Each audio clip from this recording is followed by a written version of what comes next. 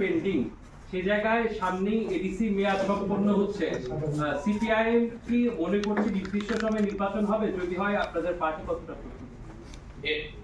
যেহেতু ভিলেজ কমিটিটা সেখানে 6 শিডিউল কনস্টিটিউশনের মধ্যে সেরকম ভাবে ডিফাইন নেই,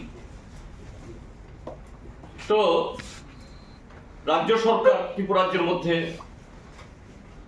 3টার পঞ্চায়েত, এটা কনস্টিটিউশনালি মানে বাধ্যতামূলক, কিন্তু 5 বছর শেষে নির্বাচন করলেও কাউকে নমিনেশন সাবমিট করতে দেয় না।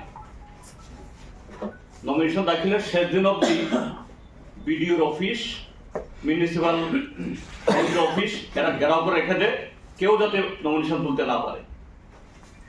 আপনারা এই রাজধানী শহরের কাছেই দেখেছেন গত 3স্তর পঞ্চায়েত নির্বাচনের সময়তে এই ধলাই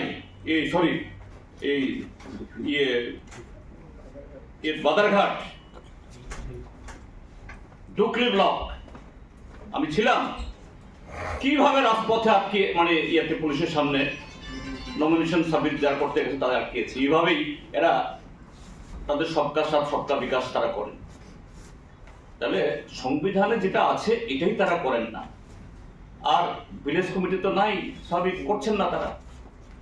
তাদের এক শরিক দল সুপ্রিম কোর্ট অব্দি গেছে, আবার মন্ত্রিসভাতে কথা বলেন না, কেন সুপ্রিম কোর্টে জানি না, এটা করতে পারেন।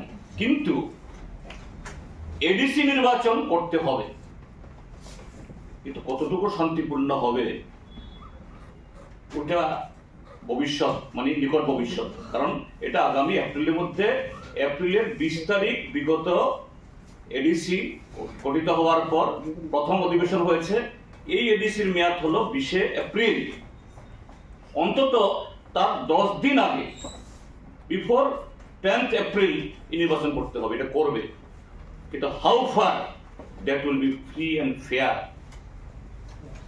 এটা আমরা দেখবো, আপনারাও দেখবেন। হ্যাঁ, আমরা কমিউনিস্টরা, আমরা লেফট, আমরা 28টা নির্বাচনেই আমরা যাব। কারণ এই নির্বাচন হলো এটা একটা রাজনৈতিক মঞ্চ, আমাদের দেশে রাজ্যে কি হচ্ছে এই কথাটা তুলে ধরার একটা মস্ত বড় সুযোগ, এবং আমাদের সমস্ত শক্তি নিয়ে আমরা লড়াই করব। এখন সামনে কি পরিবেশ আসে দেখা যায়।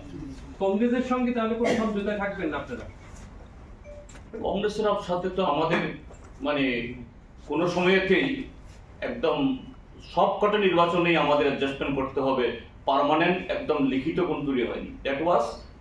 দ্যাট সমঝোতা, that adjustment was for 2023 assembly election, পরবর্তী লোকসভা ইলেকশন। এটা ইলেকশন ভিত্তিক, কাজে এরকম আগেও কোনো সিদ্ধান্ত ছিল না, ভবিষ্যতের কোনো সিদ্ধান্ত হবে না। এটা time to time as situation compel us.